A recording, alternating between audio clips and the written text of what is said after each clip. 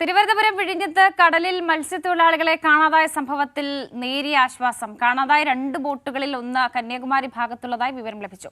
തങ്ങൾ സുരക്ഷിതരെന്ന ബോട്ടിലുള്ള മത്സ്യത്തൊഴിലാളികൾ അറിയിച്ചു. അതേസമയം കാണാതായ 2ാമത്തെ ബോട്ടിനായുള്ള തെരച്ചിൽ തുടരുകയാണ്. കടലിനെ ആശ്രയിച്ച് ജീവിക്കുന്ന മക്കള് പച്ചവെള്ളം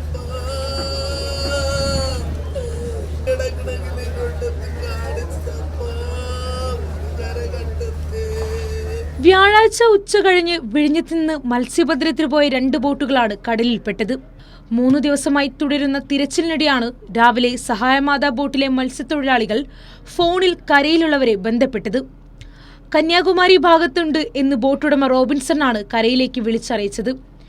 ബോട്ടിലുള്ള റോബിൻസൺ, ഡേവിഡ്സൺ, ദാസൻ, യേശുദാസൻ എന്നിവർ സുരക്ഷിതരാണ്. ബോട്ടിനുണ്ടായ യന്ത്രത്തകരാർ തൊഴിലാളികൾ സ്വയം പരിഹരിച്ചുവെങ്കിലും ഇന്ധനം ഇല്ലാത്തതാണ് മടങ്ങിവരവിന് തടസ്സമായത്. നമുക്ക് നേരത്തെ ഒരു രാത്രിയിൽ ഇവരെ കണക്ഷൻ കിട്ടിയില്ലായിരുന്നു. ഇന്നലെ 3:30 മണി വരെ അവിടുന്ന് കോൺടാക്റ്റിംഗ് ഉണ്ടായിരുന്നു. അതിനനുസരിച്ച് തന്നെയാണ് നമ്മൾ അവിടെ നമ്മുടെ സർക്കാരിൽ റിപ്പോർട്ട് കൊടുത്തതും.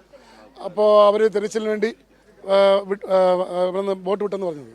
ഇപ്പോൾ വീണ്ടും കാണാതെ 2 വള്ളത്തിൽ ഒരു വള്ളമാണ് ഇപ്പോൾ ഫോണിലൂടെ കണക്ഷൻ കിട്ടുകയും പറഞ്ഞ് കളക്ടറിൻ്റെ ഒക്കെ അറിവ് കിട്ടിയത് ഹെലികോപ്റ്റർ ഇറക്കി. അതിലൊരു ഞങ്ങൾക്ക് വിശ്വാസമുണ്ട്. അവർ ഈ പറയുന്ന കോസ്റ്റ് ഗാർഡിനൊക്കെ തെരച്ചിൽ ആരംഭിച്ചാൽ പറയുന്നത് ആ ഒരു ആശ്വാസത്തിലാണ് ഞങ്ങളുടെ ഇപ്പോഴത്തെ ഒരു നിലപാട്. വിവരം ലഭിച്ചതിന് പിന്നാലെ അടിയന്തര ഇടപെടൽ ഉൾക്കടലിൽ തെരഞ്ഞുകൊണ്ടിരുന്ന കോസ്റ്റൽ പോലീസും നേവിയും കന്യാകുമാരി ഭാഗത്തേക്ക് പുറപ്പെട്ടു. പിന്നാലെ ഇന്ധനവും ഭക്ഷ്യസാധനങ്ങളുമായി മറൈൻ എൻഫോഴ്സ്മെന്റ് ബോട്ടും കരയിൽ നിന്ന് തിരിച്ചു. ആരോഗ്യനിലയെ പറ്റിയുള്ള വിവരങ്ങൾ അറിയില്ല എങ്കിലും അവരെ ഇങ്ങോട്ട് ഫോൺ ചെയ്ത് വിളിച്ചതിന് അടിസ്ഥാനത്തിൽ ആശങ്കപ്പെടേണ്ട ഒരു സാഹചര്യമില്ല. എന്തായാലും ഏതാനും സമയത്തിനുള്ളിൽ തന്നെ ഇവരും അവിടെ എത്തും. അവരിങ്ങോട്ട് വരുന്നു, ഇവരങ്ങോട്ട് പോകുന്നു. അതേസമയം ഫാത്തിമ മാത എന്ന ബോട്ടിലെ 4 പേരെ കുറിച്ച് ഇപ്പോഴും ഒരു വിവരവും ലഭിച്ചിട്ടില്ല. ജോണി, ജോസഫ്, മത്തിയാസ്, മുത്തപ്പൻ എന്നിവരെയാണ് ഇനി കണ്ടെത്താനുള്ളത്. ഇന്നലെ അപകടത്തിൽപ്പെട്ട ബോട്ടിൽ നിന്നും കാണാതായ സെല്ലസിനെയും ഇതുവരെ കണ്ടെത്താൻ കഴിഞ്ഞിട്ടില്ല.